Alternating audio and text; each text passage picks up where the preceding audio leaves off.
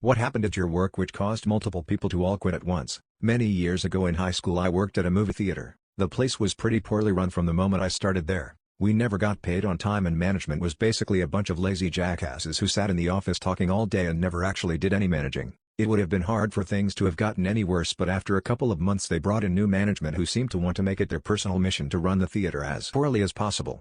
They first decided to implement a new policy requiring all projectionists to wear ties, despite the fact that projectionists are never seen by the public.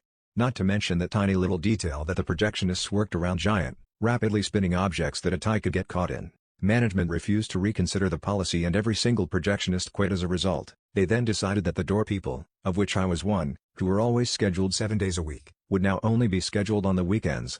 And refused to reassign any of us to concessions on the weekdays so we wouldn't lose hours. As a result, almost every single door person quit, including me. After that they started imposing impossible cleanliness standards on concessions, things like requiring them to scrape popcorn kernels out of the cracks in the trim behind the popcorn machines. Concessions was there until 5 a.m. every night trying to meet their standards. Most of the concession people quit as a result. By my count the theater went from a staff of about 50 to a staff of about 12 in 3 weeks. I swung by about a month after I quit and found out that entire management staff had been fired and replaced yet again by an entirely new one.